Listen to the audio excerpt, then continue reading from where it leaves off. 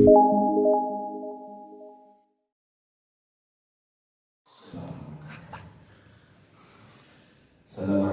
warahmatullahi wabarakatuh. Waalaikumsalam. Bismillahirrahmanirrahim. Alhamdulillahirabbil alamin. Wa bihi nasta'inu 'ala umuri dunya waddin. Shallallahu wassalamu 'ala asyrofil anbiya'i wal mursalin wa 'ala alihi wa sahbihi ajma'in. Asyhadu an la ilaha illallah wahdahu la syarika lah wa asyhadu anna Muhammadan 'abduhu wa rasuluhu alladzi la nabiyya ba'dah. Allahumma shalli 'ala sayyidina Muhammad wa 'ala ali sayyidina Muhammad. Amma ba'du fa ya ibadallah, usikum wa nafsi bi taqwallah, faqad faza al-muttaqun. Qad qala Allah ta'ala jalla jalaluhu wa 'ala fil Qur'anil Karim. A'udzu billahi minasy syaithanir rajim. Bismillahirrahmanirrahim. Inna iddatas syuhuri 'indallahi isnata 'asyara wa arba'atul hurum. Al-ayat. Sadaqallahul 'azim wa sadaqar rasulul habibul karim wa nahnu 'ala dzalika minasy syahidin wa syakirin walhamdulillahi rabbil alamin. Alhamdulillah, segala puji marilah kita panjatkan kehadirat Allah Subhanahu wa taala yang senantiasa mencurahkan rahmat dan nikmat-Nya kepada kita. Terkhusus di kesempatan ini, alhamdulillah Allah masih memberikan umur yang panjang kepada kita sehingga kita bisa masuk ke tahun yang baru, yakni di tahun 1442 Hijriah. Alhamdulillah, semalam pergantian tahun, semalam tahun baru yang biasanya umat Islam kebanyakan untuk tahun baru Hijriah banyak yang lupa atau dilupakan, tak apa atau tadi apa, banyaknya dilupakan. Kenapa dilupakan? Karena Hijriah itu ayat tahun bulan gaji. Kitanya bulan gajinya ada di Masehi, Januari, Februari, sehingga lebih tahu tanggal 1 Januari ketimbang tanggal 1 Muharram. Lebih di Arab tanggal hiji Januari. Bahkan kalau dulu mah di dalam seingat, ini masih ingat tapi nggak tahu benar karena masih kecil, ketika Orba tahun baru tadi tunggu-tunggu naon sababna naik gaji. Di sana seiring dengan pergantian tahun ada penambahan gaji gitu, tapi diiringi dengan sembako naik juga, jadi agak-agak kene sebenarnya gitu. Tapi ya itulah kita. Alhamdulillah pada kesempatan ini juga kita sudah masuk ke dalam bulan yang baru, tahun yang baru, yakni bulan Muharram. Inna iddatasy syuhuri 'indallahi isnata 'asyara. Sesungguhnya Allah menciptakan bulan itu dari mulai sebelum Allah menciptakan dunia ini, bulan sudah Allah ciptakan. Nama-nama bulan sudah Allah ciptakan. Sebelum Allah turunkan Nabi Adam ke muka bumi ini, bulan sudah Allah ciptakan. Jadi bukan berarti sebelum Rasulullah SAW hijrah kita itu tidak mengenal bulan, atau ada pun bulan bukan Muharram, Safar, Bulul. Muharram, Safar, Rabiul Awal. Di zaman Rasul-Rasul terdahulu pun bulan Hijriyah sudah ada. Bahkan kita ketahui bahwa Nabi Allah Adam alaihissalam, begitu beliau turun ke muka bumi ini dengan kesalahan yang sangat-sangat kecil, bukan sangat kecil lagi, tapi sangat-sangat kecil, yakni memakan buah khali, bukan haram. Memakan buah khali bukan hukumnya secara fikih bukan haram. Secara fikih buah khali andai kata kita makan itu hukumnya khilaful ula. Khilaful ula itu hukum makruh lebih bawah daripada memakan bawang. Memakan bawang itu hukumnya makruh. Makan jengkol itu makruh. Pete makruh. Nah, khilaful ula itu lebih rendah daripada ini. Jadi kadar salahnya itu lebih rendah daripada makan jengkol. Bukan salah. Tapi kalau kita pada makan jengkol bukan salah. Wajib. Wajib. Mana wajib? Itu pada makan bawang sama tidak ada nggak perasaan ketika kita sudah makan bawang terus kita ingin tobat kepada Allah? Pernah nggak ada perasaan ketika kita memakan jengkol terus malamnya kita meneteskan air mata karena memakan jengkol? Boro-boro, nu aya mengajar deui minggu hareup deui. Makan bawang itu hukumnya sama, bawang, jengkol, petai itu hukumnya sama. Termasuk kalau di Sunda daun kedondong, kakadongdongan apa? Kakadongdongan apa Hasan? Apa tuh? Orang anu sok haleuweung pasti kudu apal ya kakadongdongan.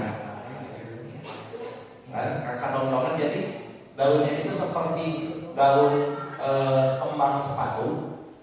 Seperti kembang sepatu daunnya sama seperti itu tapi enak dimakan. Lalap-lalapan itu enak, itu lebih enak, cuman dampaknya bau sama seperti kita makan jengkol, dampaknya itu. Nah, ini istilahnya kalau saya nyebutnya kadondongan. Nah, makan buah kali Nabi Adam hukumnya makruh, lebih makruh daripada makan petai. Tapi ingat, ketika Nabi Allah Adam alaihissalam setelah memakan buah kali, beliau bertobat kepada Allah selama 300 tahun. Menangis tidak henti-henti selama 200 tahun. 100 tahun beliau tidak mau mengangkatkan kepalanya, menegakkan kepalanya ke atas karena malu atas perbuatannya yang telah memakan buah kali.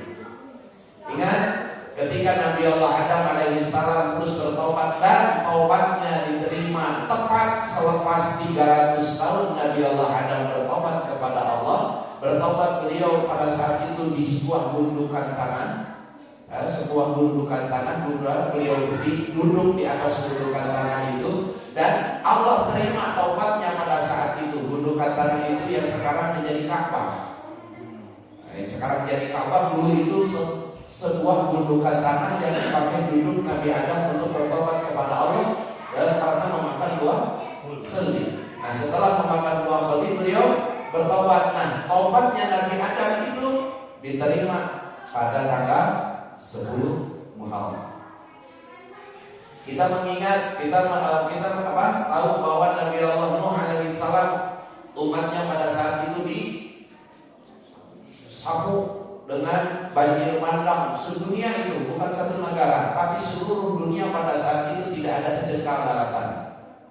Ketika peristiwa Nabi Allah Nuh alaihissalam, nah, ketika berpuluh-puluh hari, sebagian mengatakan 40 hari, sebagian mengatakan 4 bulan, Nabi Allah Adam alaihissalam beserta umat yang ikut dengannya di atas perahu berada di tengah-tengah lautan, lalu perahu tersebut bersandar menemukan daratan. Nah, menemukannya daratan Nabi perahunya Nabi Nuh pada saat itu di tanggal 10 Muharram. Begitu juga kita mengenal peristiwa Nabi Allah Yunus alaihissalam, yang mana Nabi Allah Yunus alaihissalam dimakan oleh ikan. Kita nyebutnya paus. Kalau sekarang paus, dulu itu hut nama ikannya. Nama ikannya adalah nama ikan hut. Nama ikan hut itu adalah ikan yang sangat besar. Yang kita mengenalnya pada saat ini adalah paus. Wallahu a'lam apakah itu sejenis paus ataupun apa. Tapi para ulama mengatakan ikannya namanya adalah ikan hut. Lebih besar. Keluar 40 hari Nabi Yunus alaihissalam berada di dalam perut ikan tersebut. Nah, ketika dimuntahkan oleh ikan tersebut itu bertepatan dengan tanggal 10 Muharram. Begitu juga kita mengenal peristiwa Nabi Ibrahim alaihissalam tatkala dibakar oleh Raja Namrud selama 2 bulan tidak henti. Nabi Ibrahim itu dibakar 2 bulan, bukan dipanggang sebentar. Jadi Namrud itu membuat satu gundukan kayu api ungunnya itu gundukan kayunya hampir sebesar gunung yang ada pada saat itu. Di tengah-tengahnya disimpan satu tempat khusus Nabi Ibrahim dimasukkan ke tempat bakar tersebut diketepel. Jadi bukan Nabi Ibrahim itu disimpan gelap terus dibutuhkan apa? Kayu, lalu dibakar. Tapi Raja Namrud pada saat itu membakar dulu gundukan api yang besarnya pada saat itu tingginya menyerupai gunung. Enggak seperti dibayangkan sok 2 bulan karek padam. Berarti gundukannya sebesar apa gitu. Gundukannya, dan Nabi Ibrahim itu dimasukkan ke tengah-tengah itu pakai ketapel jadi dilempar. Dan ketapelnya itu masih sampai sekarang masih ada. Ketapelnya itu masih ada yang dipakai untuk melempar Nabi Ibrahim. Tapi Nabi Ibrahim merasa kepanasan. Ini menjadi dalil usul fikih bahwa api itu bukan tidak panas. Api itu hakikatnya dingin. Yang mengakibatkan panas bukan asalnya api, tapi jadi saya jawab, api itu hakikatnya tidak panas, dingin. Yang mengakibatkan api itu panas adalah ada kebiasaan ada api panas oleh kita, tapi hakikatnya api itu adalah dingin. Kita mengenal, bukankah ada orang yang disisa di neraka? Betul tidak? Betul, di neraka panas secicing di neraka. Cek saha. Kata siapa? Neraka panas tidak? Ayo jawablah, kita berlogika. Neraka panas tidak? Neraka itu dibuat dari api, sehingga di dalam Al-Quran dikatakan bahwa neraka itu panas. Betul tidak neraka panas? Kata siapa? Ada nggak makhluk yang di dalam neraka yang tidak terbakar oleh panasnya api neraka? Siapa? Tadi terpanas malaikat. Malaikat jawabannya berada di mana? Manusia penghuni neraka ada di mana? Dua-duanya yang di neraka, menghiji kapanasnya, menghiji itu. Malaikat kepanasan itu di neraka. Malaikat jawabannya ribuan itu di neraka.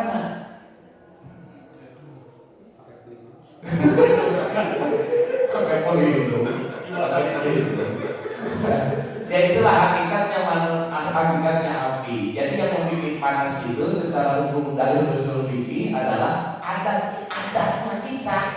Bukan adatnya api, tapi adatnya kita kalau memegang api panas. Adat kita dan bukan adat malaikat. Soal malaikat jawabannya di neraka apa di surga? Di neraka terbuat dari apa? Panas itu. Nah itu.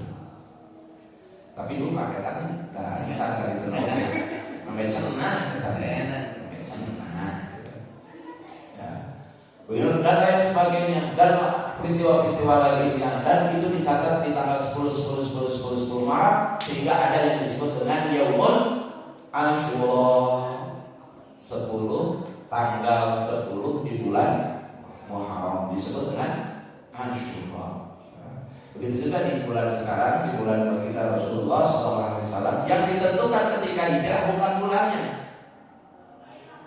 Ingat? Yang ditentukan ketika hijrah bukan bulannya, tapi tahunnya. Jadi umat Islam mempunyai hitungan tersendiri. Kapan dimulainya umat Islam mempunyai tahun tersendiri, tahun sendiri umat Islam dihitungnya, perhitungannya yakni ketika hijrah, bukan bulannya.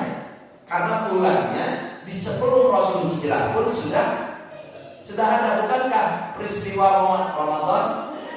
Kan? Kutiba alaikumussyam, ayat itu turun ketika sudah hijrah atau sebelum hijrah? Kewajiban kita melaksanakan puasa di bulan Ramadan. Jadi pada saat itu para sahabat umat muslim pada saat itu melaksanakan puasa Ramadan. Apakah peristiwa wajibnya puasa di Ramadan ini sebelum hijrah atau sesudah hijrah? Sebelum hijrah, karena hijrah Rasulullah SAW di usia beliau berapa tahun? 22. Hijrah Rasul di Mekah ke Madinah 30. 30.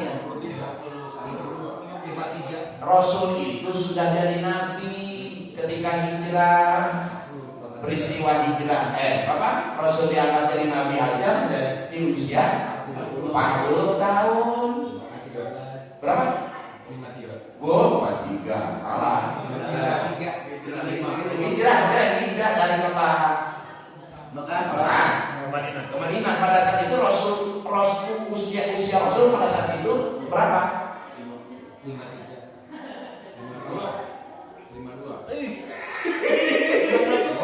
51. Ayo Bapak. 51. Apa terus diterangkan dulu pohon ini gimana? Rasul itu di usia 51 selepas ditinggalkan oleh Siti Khadijah dan belum pamannya mah ya kene sampai ke turun peristiwa Isra Mi'raj. Isra Mi'raj terjadi di usia Rasul 53.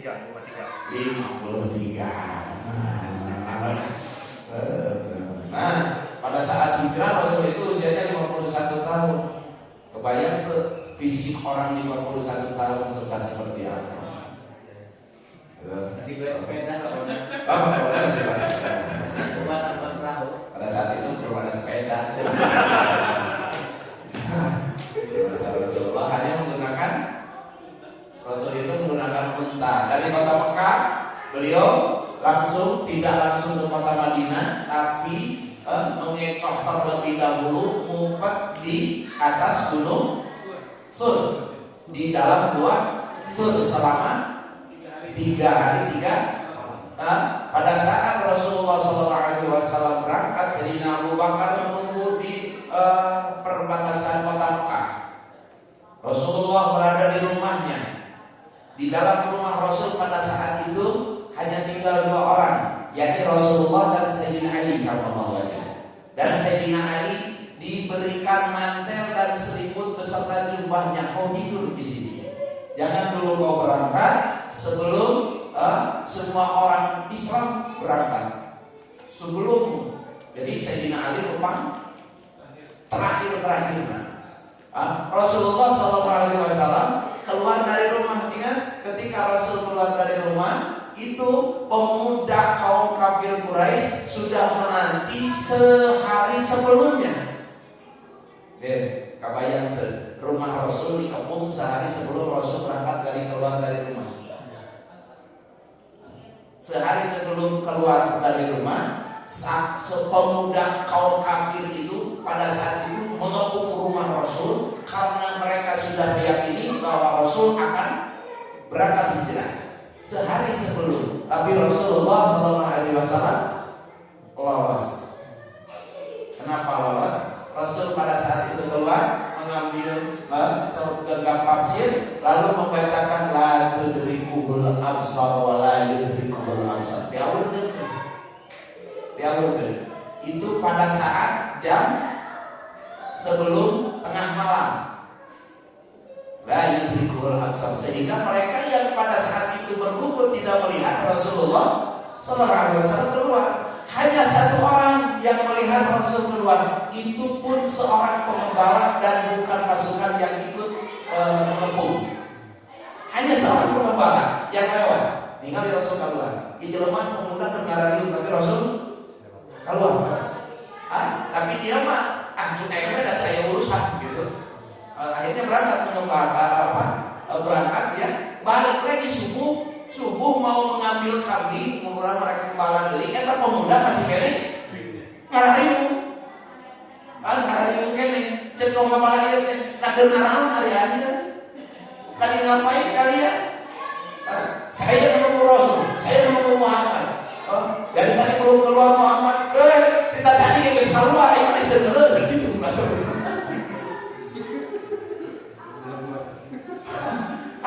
Ada tadi ningali, udah gitu. Ada ieu kolot eta baru dah gitu, pemuda.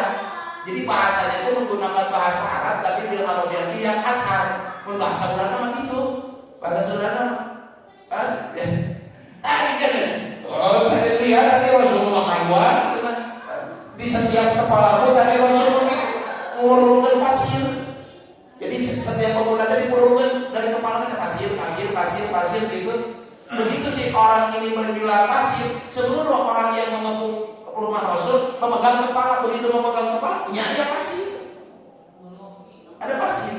Jadi Rasulullah SAW tidak terlihat pada saat itu. Takut tukang imas seperti pakai jampe ya. Kayu rindu jampe nama ngarang kalengit ditagih hutang.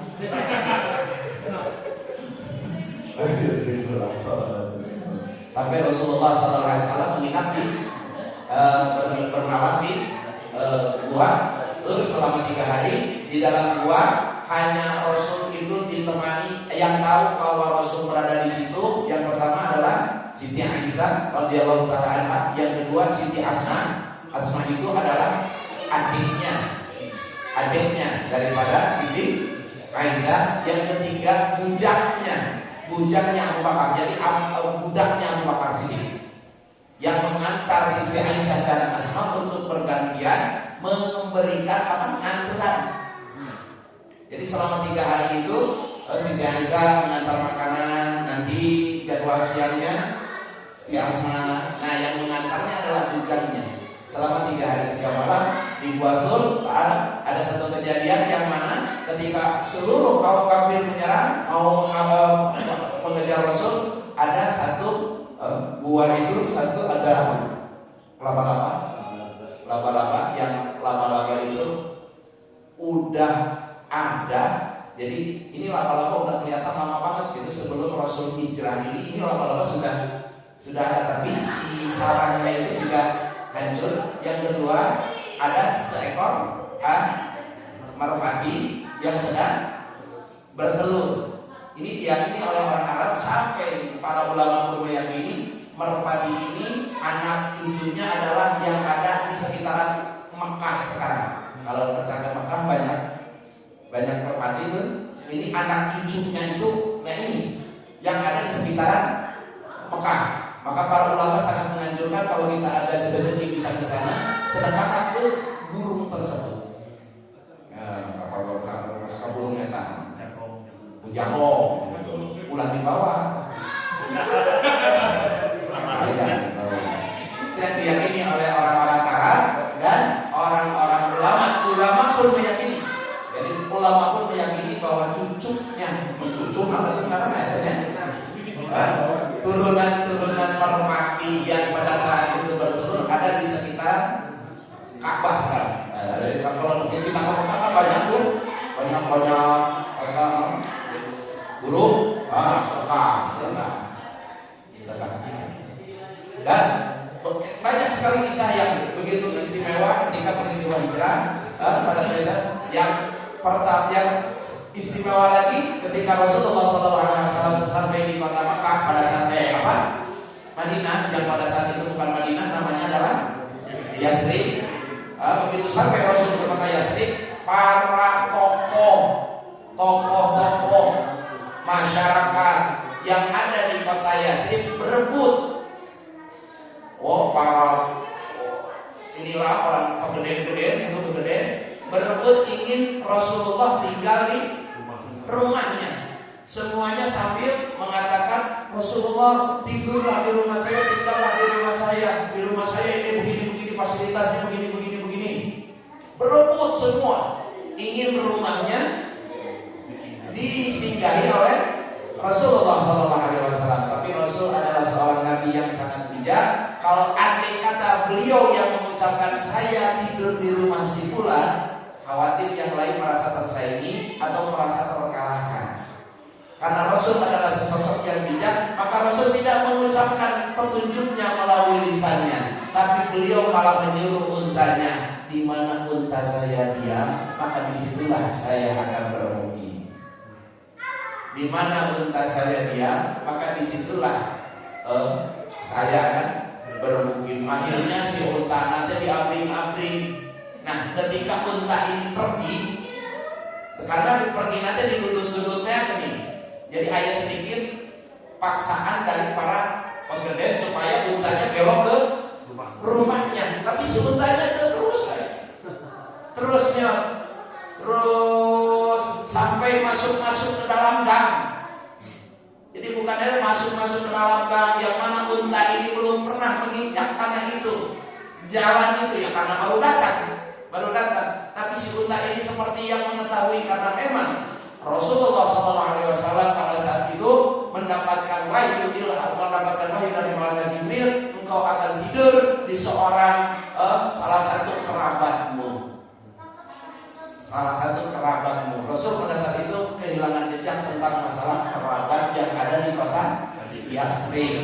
Nah, akhirnya ini otak berjalan, duduklah di sebuah rumah tingkat 2 yang terbuat dari bubuk, yang punyanya namanya adalah sangat namanya Abu Ayyub, nama aslinya ada apa?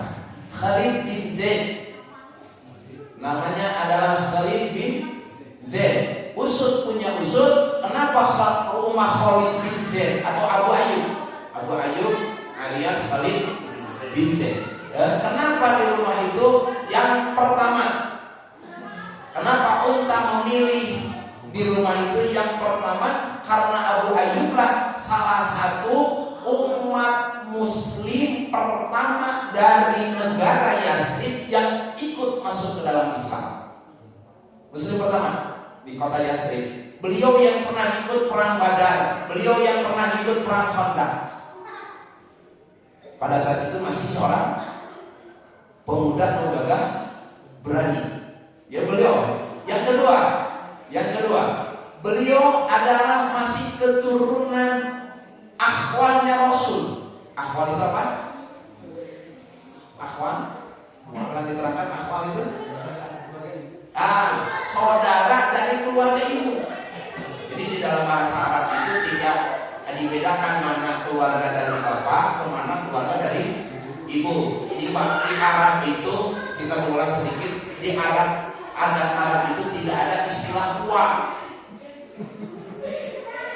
Di Arab itu istilahnya hanya ada am dan amma, atau khol dan khalah. Kalau ditranslate ke bahasa Indonesia, dua-duanya artinya adalah paman dan bibi. Jadi tidak ada istilah wa. Awas, misi nanti menghukumi kata paman di situ dengan kata paman di kita. Seperti Abu Jahal, pamannya Rasul. Kan kita kenal Abu Jahal adalah pamannya Rasul. Di sini dihukumi kata paman itu dengan kata paman di sini. Kalau kata paman di kita artinya adalah adik bapak atau adik ibu. Itu paman atau anak-anak. Mainnya di sebelah sana dulu, di madrasah dulu mainnya. Mainnya di madrasah dulu ya. Boleh nih. Jadi di dalam bahasa kita yang namanya paman atau bibi, adik papa atau adik ibu, itu namanya paman. Kalau di Arab itu dibedakan, saudara dari bapak namanya am. Kalau laki-laki am, kalau perempuan ammah. Kalau saudara dari ibu khal, kalau laki-laki khal, kalau perempuan khalah. Maka Abu Lahab paman Rasul jangan diikuti dengan kata paman di kita. Karena ayahnya Rasulullah SAW, yakni Abdullah, itu putra bungsu dari Abdul Muthalib. Jadi dari pihak bapak, Rasul itu tidak punya, menurut kita, tidak punya paman, punyanya wah. Ada yang si Papua Jawa. Karena paman Rasul, kita seringnya berpikir seperti itu kan? Abu Jahal, paman Rasul. Abu Lahab, paman Rasul. Bisi memaknai paman di situ dengan kata paman di kita, gitu. Jadi bahasa Arab itu. Nah, kembali lagi ke Abu Ayyub. Abu Ayyub ini adalah khalnya Rasul yang terputus. Jadi maksudnya terputus bahasa orang nama pada menobor. Jadi apa? Kita saudara, tapi kita tidak ada yang memberitahu bahwa kita ini saudara. Yang kedua itu. Yang ketiga, usut punya usut. Di rumah itulah ada satu surat yang sudah umurnya ribuan tahun. Di rumah itulah ada ada satu surat yang umurnya sudah ribuan tahun, yang mana raja pada saat itu, raja kota Yasrib yang sudah ribuan tahun, beliau sudah mengetahui tentang kelahiran Rasulullah Sallallahu Alaihi Wasallam, dan Rasul akhir zaman akan menginjakkan kakinya di kota Madinah atau Yasrib. Sehingga sang raja menulis satu wasiat, andai kata yang mempunyai surat ini aku wasiatkan, jadi untuk mengakui bahwa mengakui keimanannya kepada Rasul itu. Ya, ternyata surat ini sudah ribuan tahun turun temurun. Dia di ya wasiat namanya juga. Wasiat tidak bertemu, turun gendai, keburu mau, turun gendai sampai ke Abu Yazid di rumah itu. Ini sejarah yang jarang terungkap. Hesek nana. Oh, rek mabukal di mana we mandi kita. Ini kita Sirat Nabawiyah di karangan kali Imam Abdul Hasan.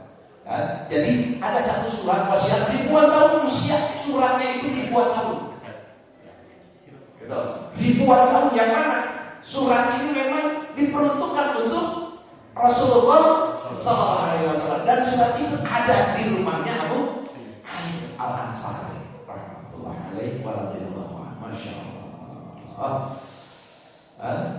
Siapa yang mengetahui surat itu ada di rumahnya Abu Ayyub? Ya ini utang. Yang tahu surat itu ada di situ utang oke di Allah dan sama digerakkan. Maka selama berapa hari di rumah Abu Ayyub Rasul? Dan tahu? Di rumah Abu Ayyub di situ Rasul bermukim 7 bulan. Alhamdulillah. Yang Rasul Abu Ayyub itu rumahnya dua tingkat. Satu kamar di atas, satu kamar di bawah. Jadi rumahnya tingkat, tapi di atas satu kamar di bawah. Tong dibayangkan tingkat nasihat kita. Jadi tingkatnya itu pakai pelepah kurma. Jadi alasnya itu pakai pelepah kurma, di atas satu kamar, di bawah satu kamar. Abu Ayyub ketika mendengar Rasulullah mau tidur di rumahnya, termukim di rumahnya, oh ini Masya Allah, satu kebanggaan bagi beliau, sehingga beliau menyambut kehadiran Rasul dan meminta supaya Rasul berada di rumah bagian atas. Tapi Rasul menolak. Jangan aku di bawah, kau di atas. Dipaksa ke Rasul pengen posisinya di bawah.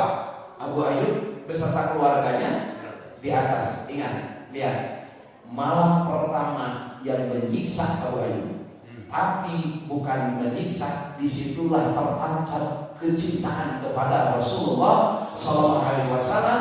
Seluruh anggota yang ada, keluarganya yang ada di rumahnya, itu tidak ada yang berani melewat ke tengah rumah.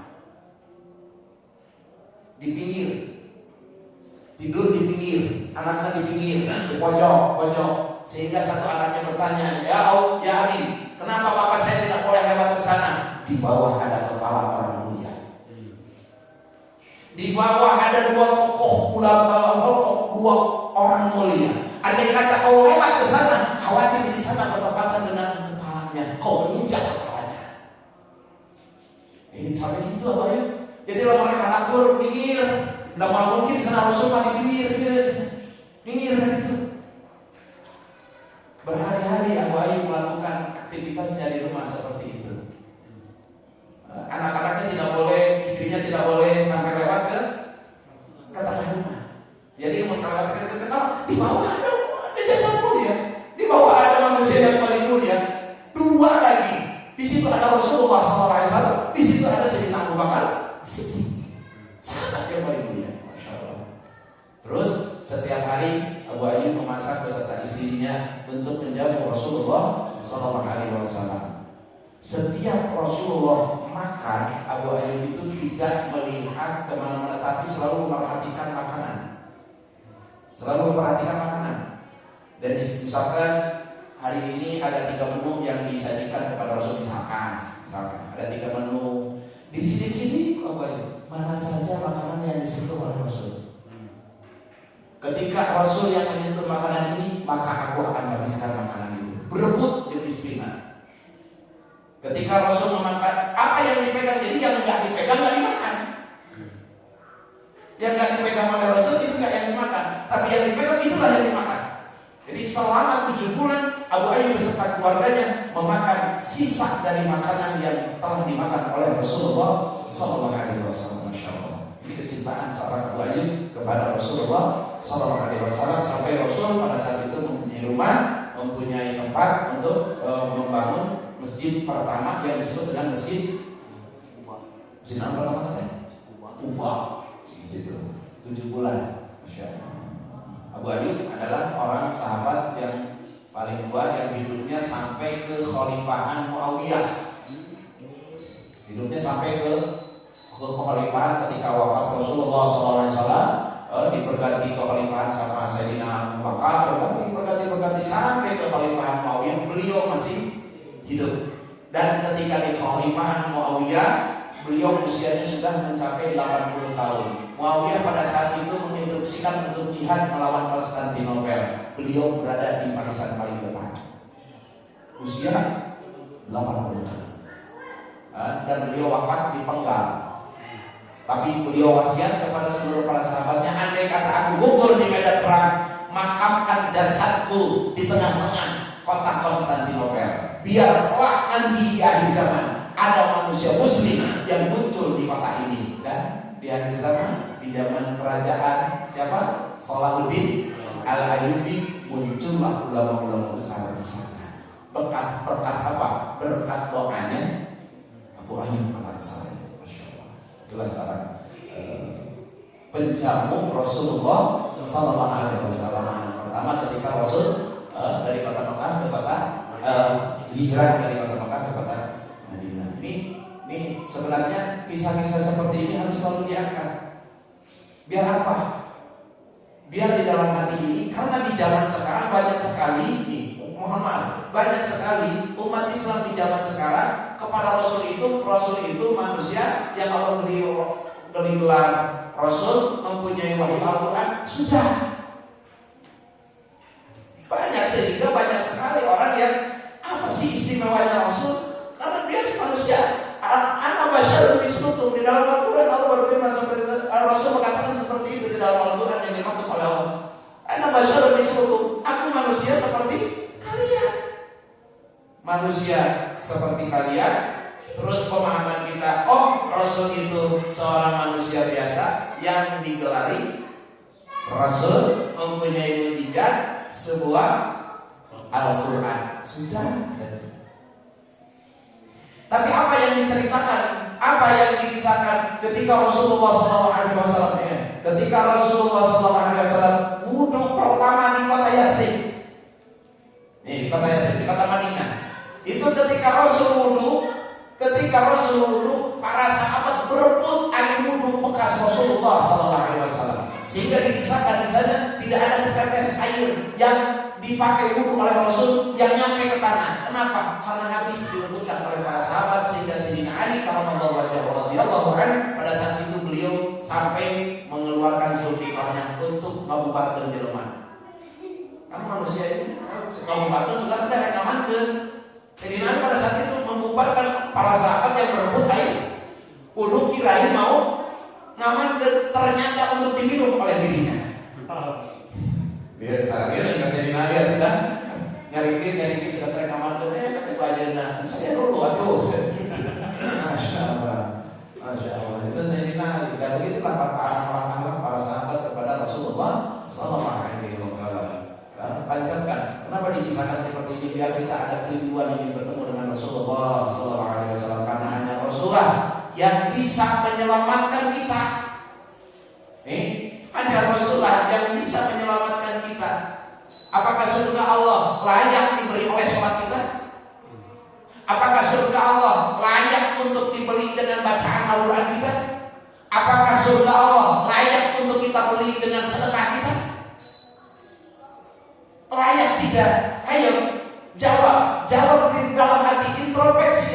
Apakah layak sholat saya untuk bisa masuk ke dalam surga-Nya Allah? Apakah layak tahajud saya untuk bisa menggapai rahmat-Nya Allah? Apakah layak sedekah saya? Apakah layak ibadah-ibadah saya yang lain? Masya Allah, kirana ibadah teh asalnya tidak yang baca Quran, tepuk hulu tepuk kubur, hukum tajwid mau apa? Atau minimum pun sholat takbir Allahu Akbar, bukan Allahu Akbar, Allahu Akbar. Sigana eta diganti ku jari-jari nasaki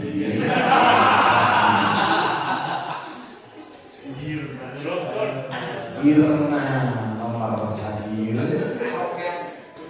ditanyakan eta sigana mah ram Allah eta we. Apakah layak sholat yang seperti itu untuk membeli surganya Allah? Masya Allah, kita berintrospeksi. Apakah layak ibadah kita untuk memberi surganya Allah? Tidak ada lagi harapan buat kita, tidak ada lagi satu cara untuk kita menggapai surganya Allah melainkan daripada kecintaan Rasulullah SAW kepada kita. Syafaati bil ummati ahli kabair, dalam hadis sahih dikatakan seperti itu. Syafaati, pertolonganku aku khususkan bagi umatku pelaku dosa besar. Untuk menjaga kata pertolonganku aku khususkan bagi pelaku dosa besar. Loh, kalau orang yang tidak berdosa, dan sering naon ditulungan, adanya pertolongan karena adanya orang yang membutuhkan pertolongan. Orang yang di neraka butuh pertolongan tidak? Butuh pertolongan tidak orang yang di neraka. Nah, kita layaknya di mana? Di surga apa di neraka? Layaknya kita layaknya di neraka. Kita layaknya di neraka. Tapi apa yang kita harapkan untuk menggapai rahmat Allah, untuk menggapai maghfirah Allah, untuk menggapai keselamatan kebahagiaan dari Allah? Mulai tidak ada lagi cara melainkan kita meminta pertolongan kepada Rasulullah SAW. Kita memohon syafaat dari beliau. Untuk ayat bahasa hadis itu, Rasul pernah kemarin ya, ketika jalan ke Madinah, di Kubah, di Gubatul Khattab, di apa? Gubah hijau, itu ada tulisan pakai kaligrafi kayak gini, melengkung. Tulisannya syafaati, itu hadis riwayat Imam Bukhari dan Muslim. Syafaati li ummati ahli kabair, pertolonganku aku khususkan bagi umatku pelaku dosa besar. Eta harapan kita. Bagaimana caranya supaya Rasul bisa memberikan pertolongan kepada kita? Tancapkan di dalam hati kita rasa kecintaan dan kerinduan kepada Rasulullah SAW. Tancapkan di dalam hati kita ingin bertemu dengan Rasulullah. Tancapkan di dalam hati kita rasa mahabbah kepada Rasulullah. Tancapkan di dalam hati kita ingin selalu bersama-sama kelak di akhirat bersama Rasulullah SAW. Mudah-mudahan cinta kita tidak cinta bertepuk sebelah tangan. Mudah-mudahan cinta kita meskipun pembuktiannya masih sangat-sangat sedikit, pembuktian kita untuk mencintai Rasul masih sangat-sangat minim, tapi mudah-mudahan Rasul membalas cinta kita yang sedikit ini dengan cinta beliau yang sangat besar kepada kita semua. Amin ya Allah ya Rabbal alamin. Masya Allah. Oke, ketika manusia menyeberang Siratal Mustaqim, ini manusia Siratal Mustaqim itu kan 3000 tahun, 1000 nanjak, 1000 tahun datar, 1000 tahun mundur. Yang umat Rasul itu ada yang didoakan dan ada yang tidak.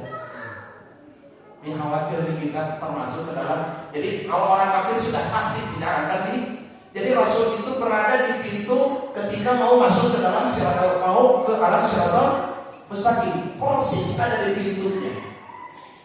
Konon katanya Rasul berada di pintunya. Setiap manusia, terkhusus umat Islam yang tertancap di dalam hatinya keimanan kepada Allah dan Rasulnya, ketika mau melewati jembatan Siratal Mustaqim, didoain dulu Rasul. Didoakan. Orang yang mendapatkan doa ketika menyeberang Siratal Mustaqim lolos. Tapi ada juga umat Islam yang begitu masuk, Rasul tidak mau mendoakannya. Khawatir kita masuk ke dalam kelompok yang ini. Umat Islam yang mengaku ketika hidup di dunia yang cinta, iman kepada Allah dan Rasulnya, tapi ketika mau menyeberang Siratal Mustaqim, Rasul tidak mendoakan kita. Alhamdulillah. Maka perbanyaklah kita untuk selalu bersalawat kepada Rasulullah sallallahu alaihi wasallam. Man ahabba syai'an faqad katsura dzikruhu. Siapa orang yang cinta kepada satu perkara, maka dia pasti akan banyak menceritakan, ngobrol tentang perkara. Cinta karena sepeda, kama mana udah berangkat sepeda. Ya? Cinta karena manuk, kama mana udah berangkat manuk. Cinta karena makanan, kama mana udah berangkat. Cinta karena dunia, udah berangkat kemana-mana. Cinta kepada Rasulullah SAW, maka yang sering keluar dari mulutnya adalah Rasulullah SAW. Bagaimana caranya? Jadi dengan membaca aksiru min salawati alaiya. Perbanyaklah salawat kepada Allah. Salawat kemana? Kemana apa? Apalagi salawatullah ya udah. Ribuan akan jutaan salawat. Ribuan akan jutaan salawat. Hafalnya nomor ahli mana kan? Minimal sehari itu kita membaca sholawat minimal 316.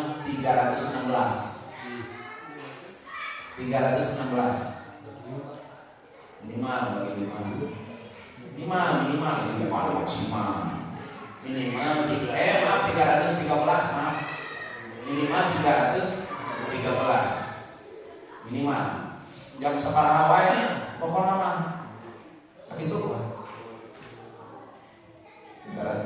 beres sholat beres sholat setelah pokok kalau orang asal maka boleh makan siang beres sholat subuh. Siapa orang yang membaca salawat selepas sholat subuh 100 kali, maka Allah akan kabulkan 100 hajatnya di hari itu. Siapa orang yang membaca salawat kepada Rasul 1000 kali, maka Allah akan kabulkan seluruh hajatnya di hari itu. Perbanyak salawat di maturan mata ayat salawat Allahumma dan doa langsung ke Allah. Doa kita udhoni astajib lakum. Doa memintalah kepadaku, niscaya aku akan kabulkan. Tapi ingat, setiap doa kita itu selalu tertolak. Kenapa? Karena tertolak oleh dosa-dosa kita. Maksiat-maksiat yang kita perbuat itulah yang mengakibatkan doa kita tertolak. Bagaimana supaya doa tidak tertolak? Maka perbanyaklah membaca salawat, karena sesungguhnya dengan membaca salawat hakikatnya adalah kita sedang memohon kepada Allah, berdoa kepada Allah, memohon keselamatan kebahagiaan dijadi Rasulullah sallallahu alaihi wasallam. Alhamdulillah. Apalagi di bulan ini, di tahun ini, ayo kita berganti tahun, mudah-mudahan bertambah amal. Berganti tahun, mudah-mudahan bertambah istiqomah.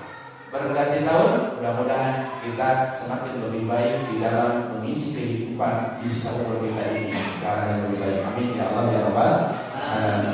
Hijrah. Sebenarnya masih banyak pembahasan. Kita tidak membahasnya dulu ini. Kita membahas dulu hijrah tahun baru Masehi. Kemarin ayah obor. Biasanya kan ayo obor yo, orang bikin yo, ayah apa tapi tentang obor sampai teh. Ya, kita memeriahkan dengan cara apa? Dengan cara apa saja. Begitu kan mohon maaf, punten bisa, punten. Bukan mau mendebat, bukan mau mempermasalahkan, tapi ada sebagian dari orang tahun baru di mana dalilnya bakal obor. Ieu mah lain rek ngamakeun dalil, ieu mah dalam teu gitu teu lalu umat Islam jeung barudak mau obor, obor ieu teh ngambing-ngambing aya naon? Aya minimal gitu lah mimitina gitu. Aya naon ieu teh? Marawah obor. Kasih jawabnya apa? Tahun baru. Tahun baru panila kene. Ieu mah hijriah. Oh, ayeuna teh tanggal 1 Maret. Nah, ini mah mengingatkan itu. Ini mah karena tadi kepada bulan hijriah banyak orang yang melupakan. Kita bilang kita mau melupakan sebab mau gajian ini ya mah. THR ini gaji. Gitu ya. Mahal. Dan sebentar lagi kita sekarang tanggal 2. Seharusnya mas sahur dari tanggal sekarang sampai tanggal 10. Nanti kalau ada yang kata tidak mampu, minimal tanggal 9, 10. Jangan hanya di tanggal 10-nya saja. Karena orang Yahudi pun sahur di tanggal 10. Sepakat kata Rasul, supaya kita berbeda dengan mereka, maka kita sahurnya di tanggal 9, 10. Pada saat itu Rasul bertemu dengan seorang Yahudi. Orang Yahudi sedang melaksanakan sahur. Rasul berkata kepada orang Yahudi, "Hei Yahudi, sedang apa kalian?" "Kami sedang berpuasa, ya Muhammad." "Puasa apa?" Pada saat itu Allah memberikan pertolongan kepada Nabi Musa. Nabi Musa terbebas dari kejaran Fir'aun sampai membelah lautan. Itu terjadi di tanggal 10 Muharram. Allah membebaskan dan menyelamatkan Nabi Musa. Aku bersyukur kepada Tuhanku atas pertolongan kepada Nabi Musa. Dengan cara apa? Dengan cara melaksanakan sahur. Rasul mengatakan kepada Yahudi, "Ana al-haqqu ilaikum." Aku lebih hak puasa ini ketimbang kalian. Aku lebih hak terhadap puasa ini ketimbang kalian. Kata Rasul pada orang-orang Yahudi yang melaksanakan sahur pada saat itu. Nah, pada saat itu Rasul menginstruksikan untuk kepada sahabatnya melaksanakan puasa di tanggal 9 dan 10. Hari 6 ya, tanggal 10 kan? 27 dan 8 Kamis dan Sabtu kan? Kamis dan Jumat dan Sabtu. Di tanggal 10 Muharram itu ada salah satu kebiasaan. Tanggal 10 Muharram itu ada 10 Asyura, ada satu kebiasaan, ada itu bikin bubur Asyura. Nah, riwayatnya dari mana? Riwayatnya itu dari Nabi Nuh alaihissalam. Kalau lama sok aya bubur ayo nama geus bubur bodas itu makanan yang paling istimewa. Betul, istimewa di zaman Belanda. Pada saat itu mungkin makanan yang paling istimewa yaitu bubur itu. Ya sekarang mah bubur merah putihnya ganti dengan bubur ayam spesial, bubur kacang kue, pakai telur, pakai ini. Itu ada yang disebut dengan tapaula. Itu tapaula. Tapaula kepada siapa? Kepada Nabi Nuh alaihissalam. Nabi Nuh pada tanggal 10 bersyukur kepada Allah, bersyukur karena kapalnya mendapatkan daratan. Sekian bulan tidak melihat daratan, akhirnya melihat daratan. Alhamdulillah. Dan Nabi Nuh pada saat itu menginstruksikan kepada seluruh sahabatnya yang ada, orang-orang yang beriman, umatnya pada saat itu untuk mengumpulkan sisa-sisa perbekalan makanan. Kumpulkan. Setelah dikumpulkan, Nabi Nuh pada saat itu menginstruksikan untuk memakan di kebun. Ayo kita bersyukur kepada Allah dan membuat makanan. Nah, makanan itu sisa ini dimasukkan, sisa itu jadinya bubur, dan peristiwa itu diabadikan sampai sekarang. Di Indonesia biasanya tanggal 10 Muharram saya identik dengan bubur surah. Misi pas malam Jumat kan diganti ngumpulin bubur heula supaya tidak bosan tidak apa-apa. Sekian Allah. Mudah-mudahan ada hikmah. Mudah-mudahan Allah menancapkan kecintaan kita kepada Rasulullah SAW. Mudah-mudahan Allah memberikan taufik dan hidayahnya kepada kita. Amin ya Allah ya Rabbal alamin. Ayat dipertanyakan dulu. Ada pertanyaan terlebih dahulu. Ada?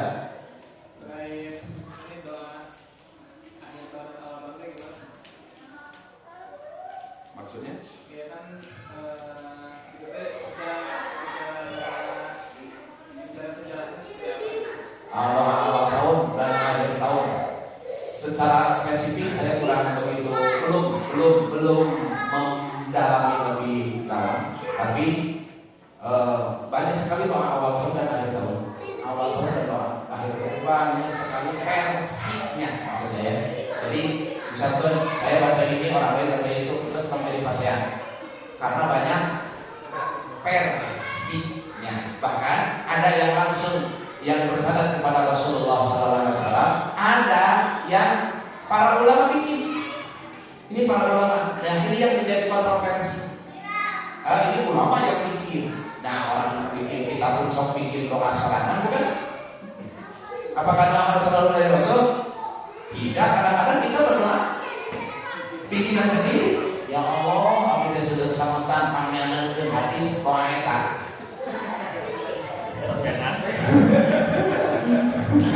Ya, ada tidak doa yang mengatakan karena kita bikin doa sendiri.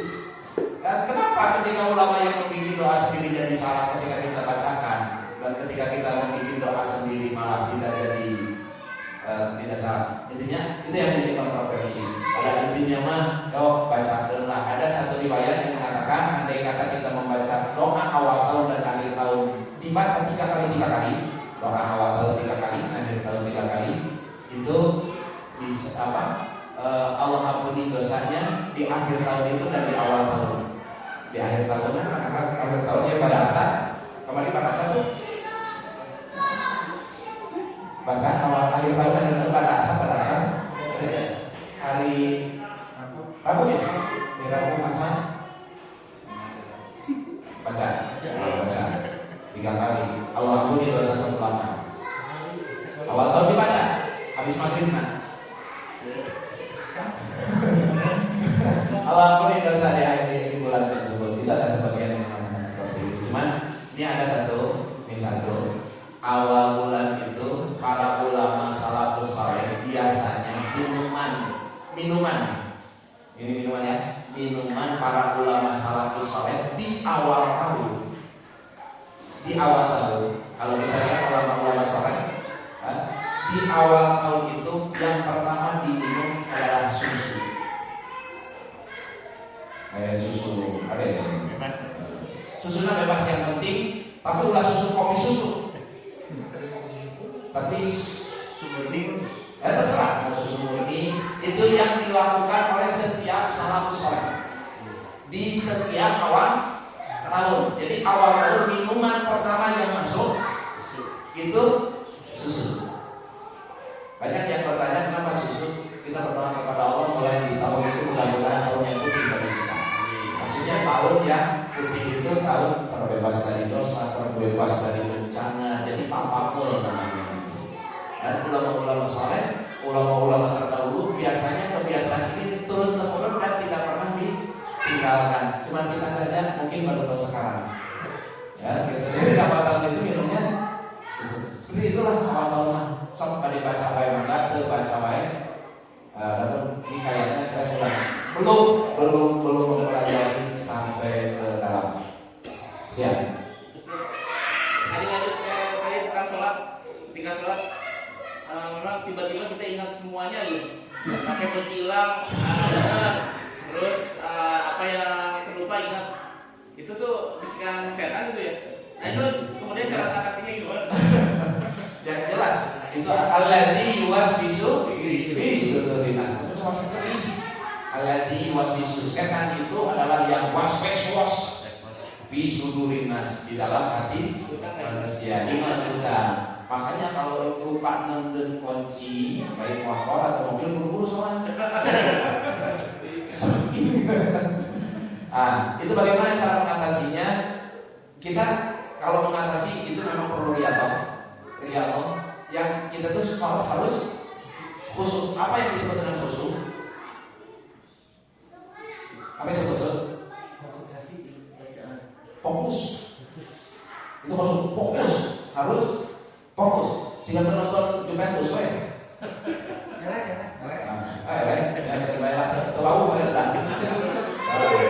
Muncul.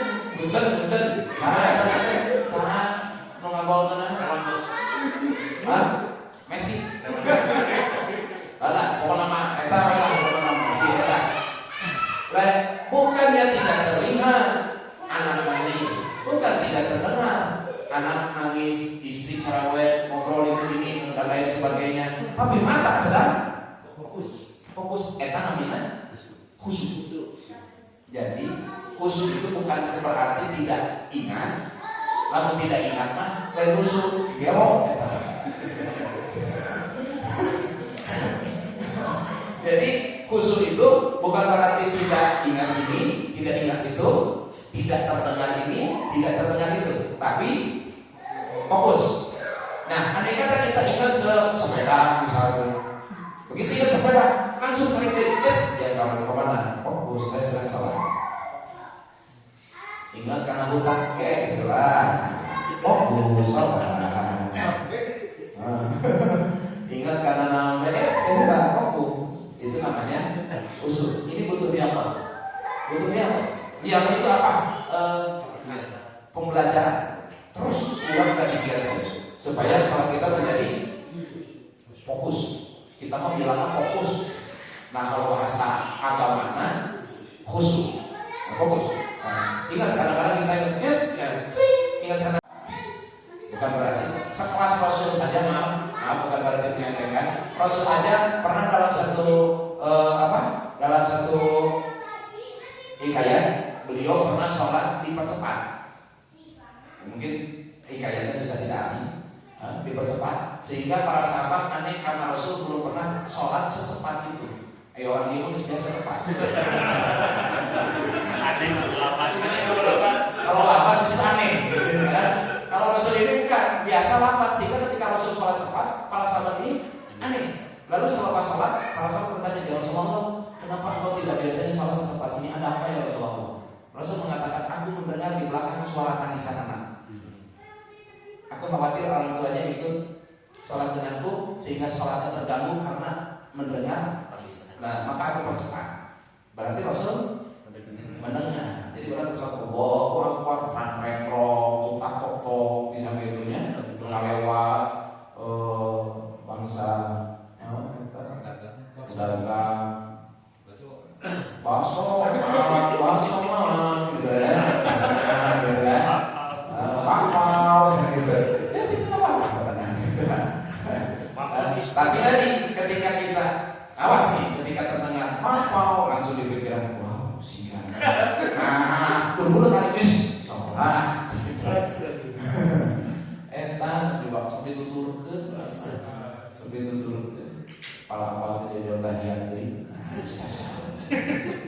Tadi macam padi. Nah, itu yang menjadi pertanyaan panjang ya. Ketika rokaat tahiyatul mubarak, rokaat kedua macam padi.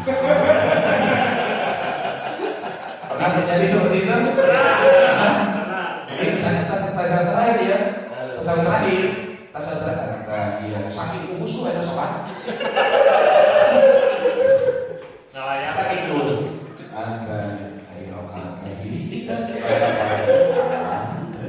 Baik ya. Apa yang harus dilakukan? Ini berukun. Sujud sahwi sunnah. Maaf, sujud sahwi itu menambah sesuatu yang hukumnya sunnah. Baca Fatihah wajib, tidak bisa ditambah dengan sujud sahwi. Diulangi aku mengatakan astagfirullah. Tidak ada bacaan istighfar di situ. Andai kata kejadian seperti ini awas, kita bisa terserahir ya, terserahir. At-tahiyatu. Terus ingat, tadi rakaat pertama macam rakaat ini jauh bisa ya. Rakaat ini baca Fatihah tidak baca Fatihah, tidak baca Fatihah. Nah, ketika kita ragu terhadap hal rukun, maka dia tidak boleh melanjutkan sholatnya, tapi diwajibkan kembali kepada rukun yang diragukannya. Berdiri. Jadi dia langsung berdiri. Nah, itu takbir langsung baca Fatihah. Terus ke 4 rakaat deui. Jadi pokoknya 8 rakaat saja. Karena 4 awal tadi tidak terhitung. 4 tidak tapi haram dibatalkan. Kalau jadi imam repot. Siap-siap Subhanallah. Kalau jadi imam, tetap dia kewajibannya harus mengulang. Makmum. Nah, jadi pertanyaan makmum. Subhanallah. Menjadi pertanyaan makmum. Nah, punten ini bisa terjadi nih. Barangkali terjadi imam untuk kembali ke posisi yang diragukan. Wajib bagi imam. Bagi makmum ada 2 pilihan. Satu menunggu, 2 tinggal. Kewajiban imam makmum, 1 menunggu. Begitu tasyahud makmum sadar. Tadi rakaat ini baca Fatihah, rakaat cici banget. Tunggu aja sampai dikasih imam. Hati-hati. Cangke langsung we. Aja teman-teman. Assalamualaikum. Sholat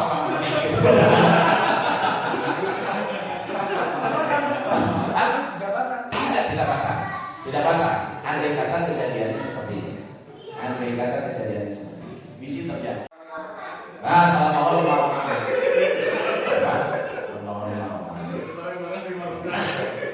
Imam masa udah bohong. Imam menambah rakaat jadi 5 karena Iya, tapi kan dia tetap sah posisinya. Karena lupa. Makmum 5 rakaat dibaca.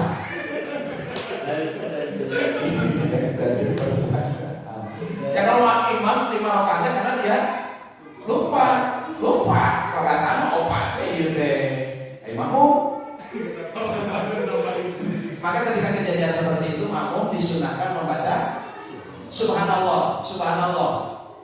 Tapi Subhanallah itu bukan berarti si imam perlu turun deh. Kalau si imam nadre, kita Subhanallah imam teh. Saya mah yakin kita opah. Misalkan imamnya yakin, padahal itu rakaat ke 5. Makmum, maka tadi pilihannya 1 menunggu, 2 tinggalkan.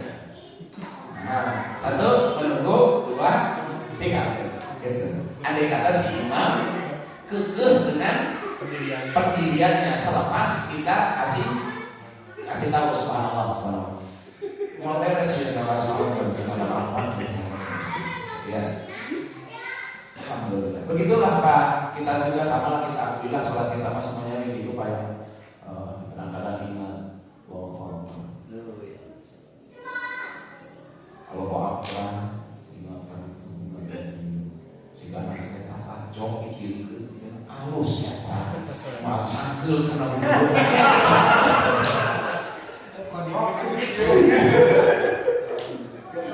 Alhamdulillah.